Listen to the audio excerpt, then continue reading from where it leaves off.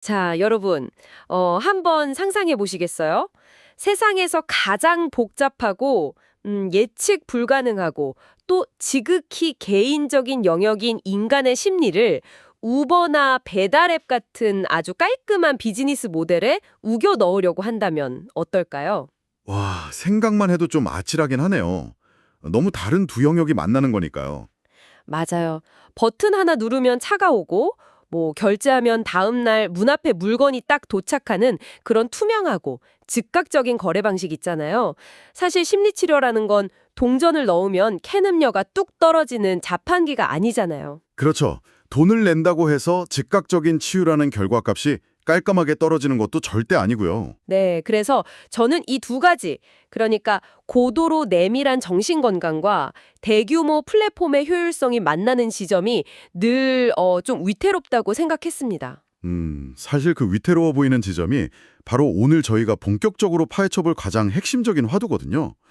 많은 분들이 기술이 의료를 대체할 때 일어나는 마찰에 대해 우려하시잖아요. 네, 아무래도 거부감이 먼저 들 수 있죠. 맞아요. 하지만 반대로 그 기술이 아니었다면 평생 치료의 문턱조차 넘지 못했을 사람들도 분명히 존재하거든요. 심리치료라는 경험을 어떻게 본질을 훼손하지 않으면서도 수백만 명에게 효율적으로 전달할 것인가. 이건 현대 의료 비즈니스가 직면한 가장 까다로운 퍼즐 중 하나입니다. 오, 아주 정확한 짚어주심이네요.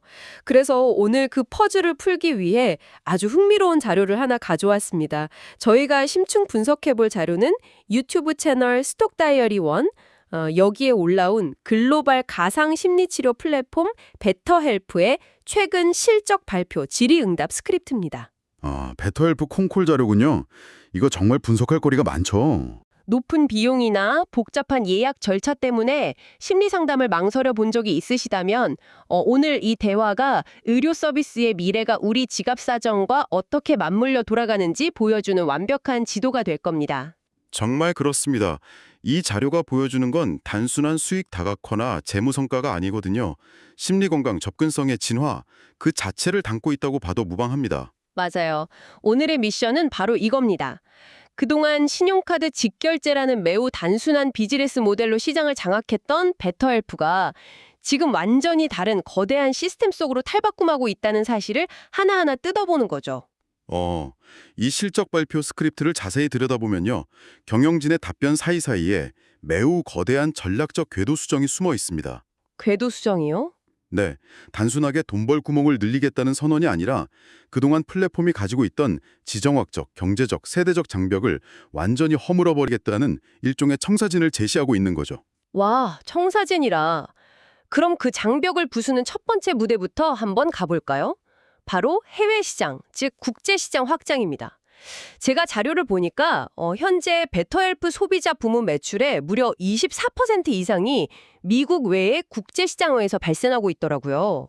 네, 비중이 꽤 크죠. 솔직히 저는 이 수치를 보고 조금 의아했습니다. 왜냐하면 심리치료라는 건 문화적 맥락이 굉장히 중요하잖아요. 사용하는 언어의 미묘한 뉘앙스라던가 그 사회 특유의 정서 같은 것들 말입니다. 당연히 그런 의문이 들 수밖에 없습니다. 그쵸. 미국식 심리치료 앱의 인터페이스만 대충 현지 언어로 번역한다고 해서 프랑스나 일본 같은 곳에서 그게 먹힐까요? 훌륭한 지적입니다. 단순히 앱스토어 언어만 바꾼다고 해결될 문제는 절대 아니죠. 하지만 데이터가 보여주는 현실은 우리의 직관과 조금 다릅니다.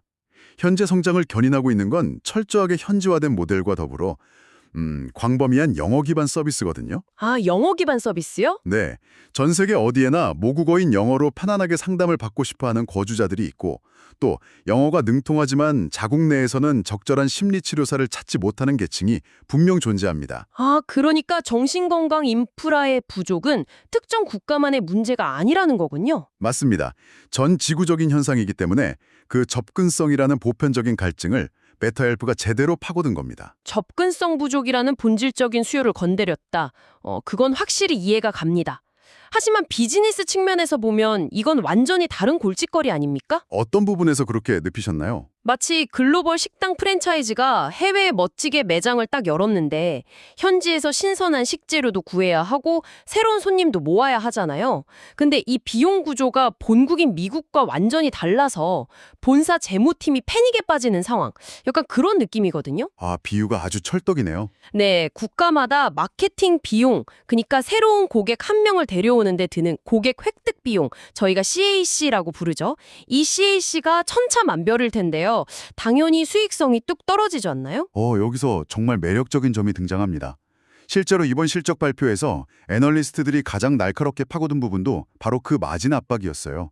미국과 비교하면 분명히 이질적인 경제 구조를 가지고 있으니까 수익성에 의문을 품은 거죠. 전문가들도 똑같이 짚었군요. 네.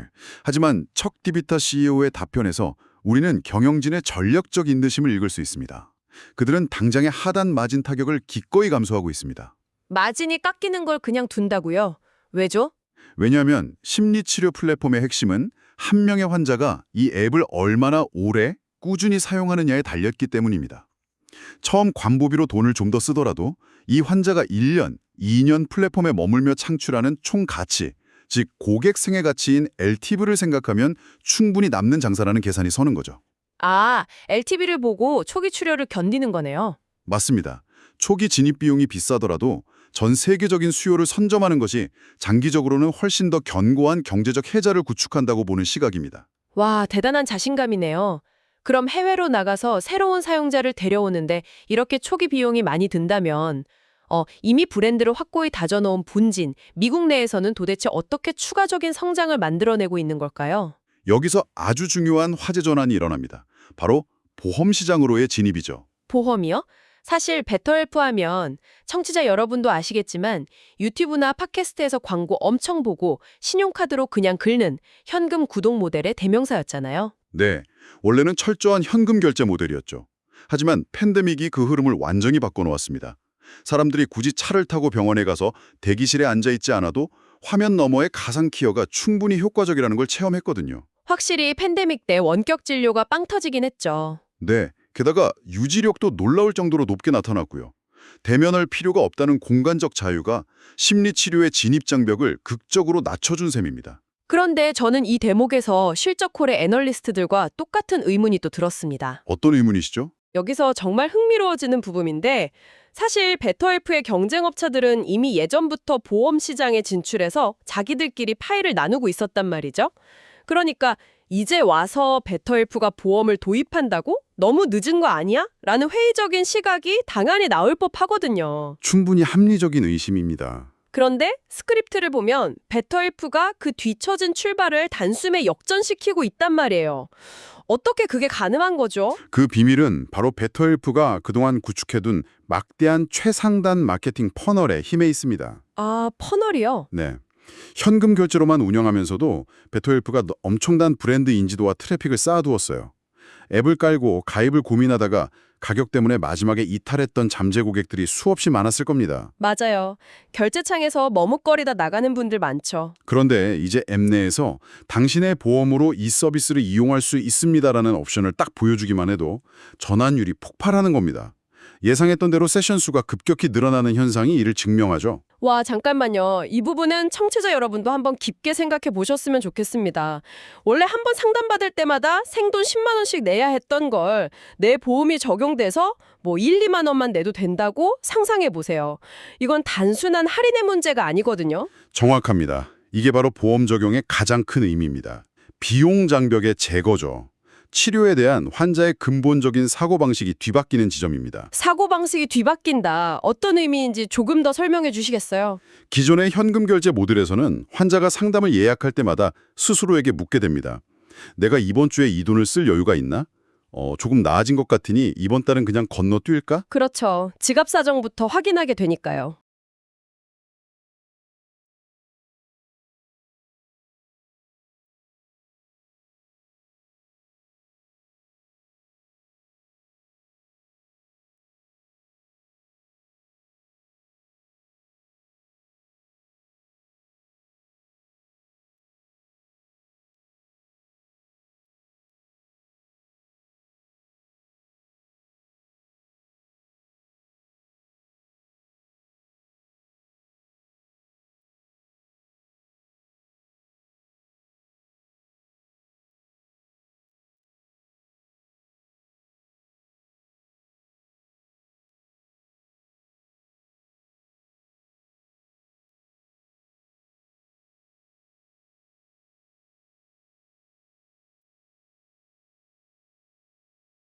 맞습니다.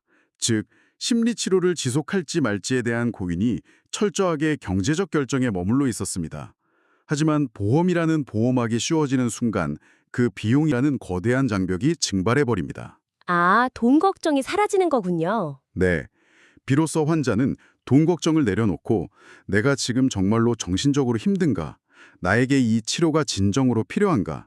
라는 본질적인 질문, 즉 치료적 결정에만 집중할 수 있게 됩니다. 와, 경제적 결정에서 치료적 결정으로의 전환.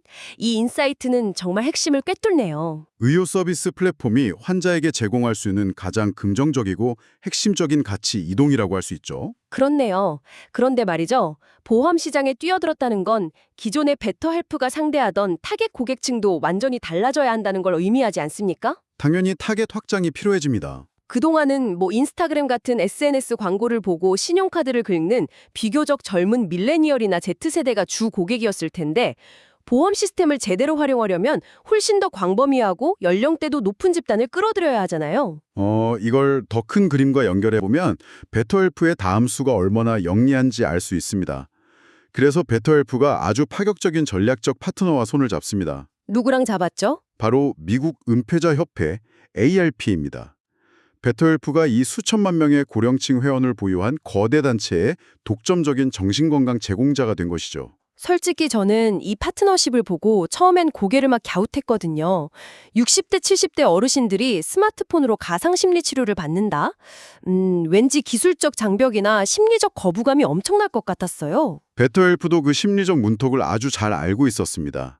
그래서 이 파트너십의 세부 내용을 보면 굉장히 치밀한 장치들이 마련되어 있죠. 어떤 장치들이 있나요? 기본적으로 현금 결제 시 첫 달 할인이나 보험 가입자 표준 혜택 적용은 당연히 제공하지만 진입 장벽을 낮추는 핵심은 다른 곳에 있습니다.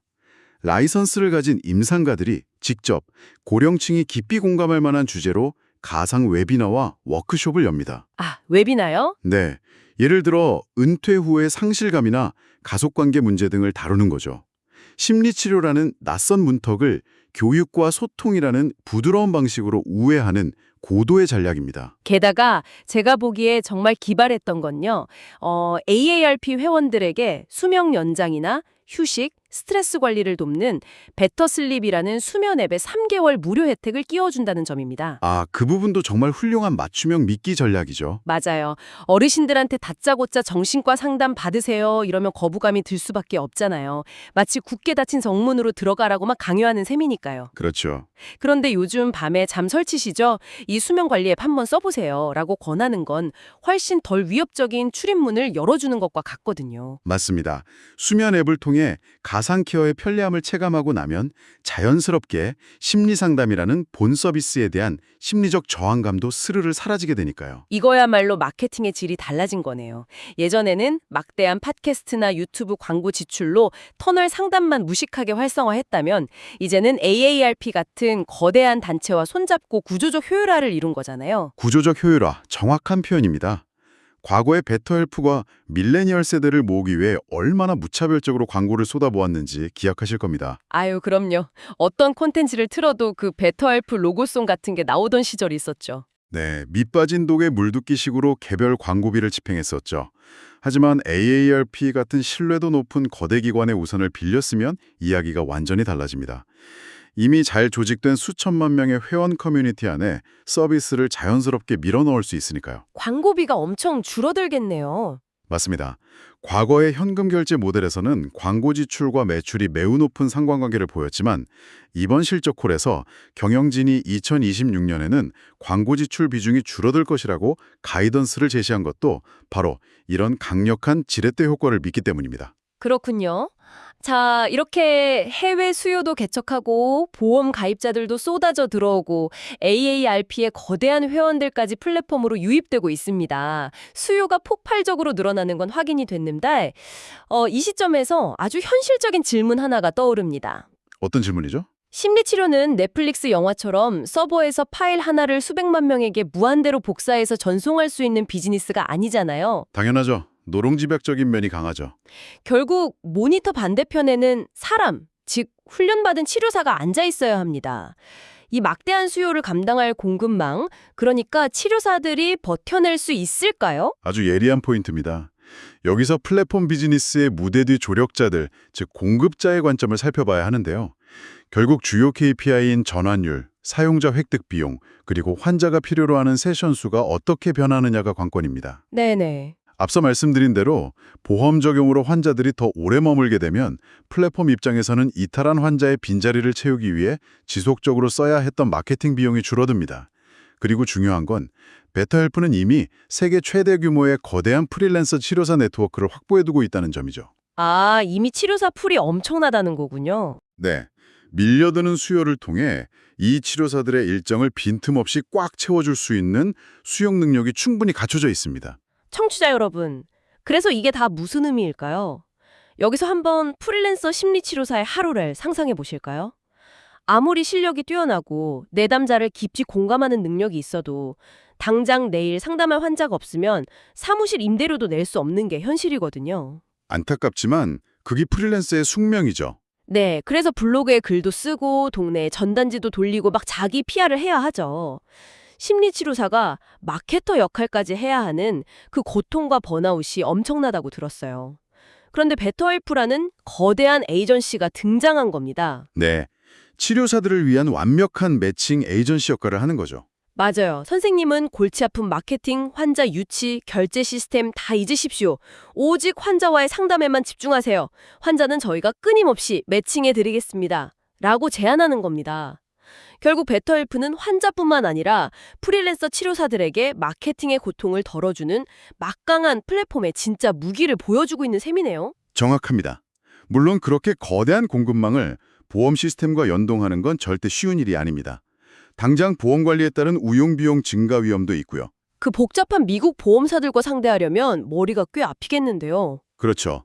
수십 개의 각기 다른 보험사들과 수만 명의 치료사를 대신해 복잡한 계약 요율을 협상해야 하는 험난한 과제도 남아 있습니다. 하지만 실적 콜에서 경영진은 이미 통합 케어 비즈니스를 통해 기업과 지불자들을 상대해온 B2B 비즈니스 경험이 충분히 축적되어 있다고 강조합니다. 아, B2B 경험이 이미 있군요. 네, 충분히 관리 가능한 레버리지라는 점을 어필하고 있는 거죠. 전략과 인프라가 훌륭하다는 건 이제 충분히 납득이 됩니다. 그런데 투자의 세계에서 가장 냉정한 질문은 결국 이거잖아요. 그래서 그 완벽한 전략이 진짜 숫자로 증명되고 있는가? 네, 결국 실적 발표할 꽃은 숫자죠. 맞습니다. 그래서 오늘 대화의 클로, 전문가님, 베터헬프의 2025년 보험 부문 매출 얼마였는지 아십니까? 네, 자료에 따르면 1,300만 달러였죠. 맞습니다. 사실 베터헬프 전체의 덩치를 생각하면 이건 아주 미미한 걸음마 수준의 숫자입니다. 그런데 2026년 보험 매출 가이던스를 보고 저는 진짜 제 눈을 의심했거든요. 무려 7,500만 달러에서 9천만 달러로 급증할 거라고 발표했어요. 이게 진짜는 1년 만에 가능한 수치인가요? 불과 1년 사이에 6에서 7배 성장을 저신한다는 건 단순히 경영진의 희망사항이 아닙니다. 이미 현장에서 실시간으로 찍히고 있는 데이터가 강력하게 뒷받침된다는 뜻이죠. 실제 데이터가 있다고요? 네, 실제로 버지니아주 한 곳을 시작으로 시장을 조심스럽게 런칭했는데 현재 베터헬프 보험 시스템을 통해 하루 평균 무려 1,200회 이상의 세션이 이루어지고 있습니다. 와, 하루에 1,200건의 심리 상담이요? 놀랍죠. 이 속도라면 연간 환산 매출, 즉 런레이트가 이미 4천만 달러를 넘어섰고 연말 종료 시점에는 약 1억 달러 고지에 육박할 것이라는 계산이 나옵니다. 와, 청취자 여러분, 이게 체감이 잘 안 되실 수도 있는데 오프라인으로 한번 상상해 보세요. 매일 아침 문을 여는 거대한 종합병원 건물 하나에 오직 심리치료만을 위해 1,200명의 환자가 쏟아져 들어오는 규모입니다. 오프라인 병원이라면 상상도 할 수 없는 병목 현상이 일어났겠죠. 제로에서 시작해 순식간에 하루 1,200건의 세션을 만들어낸 속도잖아요. 무에서 유를 창조한 수준의 이 폭발적인 램프업이 어떻게 이렇게 순식간에 일어난 걸까요? 그 속도의 비밀은 우연이 아닙니다. 베터헬프가 선택한 아주 똑똑한 지름길에 있죠. 바로 업리프트라는 기업의 인수입니다. 아, 기업 인수. 돈으로 시간을 산 거네요. 정확합니다. 만약 베터헬프가 바닥부터 시작해서 미국의 그 수많은 보험사들과 일일이 만나 계약을 뚫으려 했다면 몇 년의 시간이 허비되었을 겁니다. 그런데 업리프트가 이미 고생해서 뚫어놓은 지불자 계약망과 전문 인력들을 통째로 사들임으로써 단숨에 그 과정을 뛰어넘은 겁니다. 그러니까 이미 잘 닦인 고속도로를 통째로 사버린 거군요. 네. 그리고 그 탄탄한 고속도로 위에 그동안 비용 때문에 망설이며 베터헬프 앱 주변을 서성이던 거대한 대기 수요, 그 환자들의 물줄기를 한꺼번에 방류해버린 겁니다. 기존에 쌓아둔 대기 수요와 똑똑한 인수 전략이 만났을 때 어떤 폭발력이 생기는지 보여주는 완벽한 사례죠. 와, 오늘 스크립트를 하나하나 뜯어보니 정말 한 편의 거대한 비즈니스 다큐멘터리를 본 것 같습니다. 자, 이제 오늘의 여정을 정리하면서 큰 그림을 한번 그려보죠. 우리가 오늘 목격한 것은 단순히 현금으로만 결제하던 가상심리 치료 앱 하나의 변화가 아닙니다. 네, 단순한 비즈니스 모델 전환 그 이상이죠. 맞아요. 국경을 넘어 지정학적 영토를 전 세계로 확장하고 접근하기 어려웠던 미국의 견고한 보험 시스템 한가운데로 파고들며 AILP 같은 거대 기관과 손을 잡는 과정이었습니다. 베터헬프는 이제 단순한 앱을 넘어서 우리 시대의 필수 의료 인프라로 진화하고 있습니다. 정말 거대한 진화입니다. 청취자 여러분, 오늘 우리가 함께 파헤친 이 무미건조해 보이는 실적 발표 기업 콜 스크립트가 사실은 거대한 의료 시스템이 어떻게 우리의 일상과 지갑 사정에 스며들고 맞춰 변화하고 있는지를 보여주는 완벽한 지도가 될 수 있다는 사실, 흥미롭지 않으신가요? 하지만 이 지점에서 이것은 우리에게 아주 중요한 질문 하나를 제기합니다. 어떤 질문일까요? 대화의 서두에서 인간의 가장 내밀한 심리를 자판기 같은 효율적인 모델에 넣는 것에 위태로움에 대해 이야기했었죠. 네, 기억납니다. 기술과 자본의 결합은 분명 더 많은 사람에게 치료의 기회를 제공하는 압도적인 효율성을 만들어냈습니다. 하지만 가장 사적이고 개인적인 경험인 심리치료가 거대한 보험 시스템의 알고리즘과 대규모 파트너십에 의해 일종의 공산품처럼 대량 생산되고 관리될 때 과연 우리가 잃어버리는 것은 없을까요? 시스템의 효율성이 과연 인간의 상처받은 마음을 치유하는 그 깊이까지 온전히 보장해 줄 수 있을까 하는 본질적인 철학적 의문이 남는 거죠. 와, 시스템의 효율성이 인간의 마음을 치유하는 깊이까지 보장해 줄 수 있을 것인가? 정말 묵직한 질문이네요. 거대한 의료 시스템의 효율화가 우리 마음속 가장 깊은 방까지 문을 열고 들어온 지금, 그 방의 온기와 본질을 잃지 않는 것은 어쩌면 화면 너머에 있는 우리 각자가 스스로 탐구해볼 과제일지도 모르겠습니다. 네, 한 번쯤 깊게 고민해 볼 만한 주제라고 생각합니다. 여러분은 이 효율성과 깊이 사이에서 어떤 답을 찾으실지 정말 궁금해지네요. 오늘의 심층 분석 시간은 여기서 부드럽게 마무리 짓도록 하겠습니다. 긴 시간 함께해 주신 청취자 여러분 깊이 감사드리며 늘 호기심 가득한 시선으로 세상의 이면을 탐구하시길 바랍니다. 그럼 여러분 안녕히 계세요. 감사합니다. 안녕히 계세요.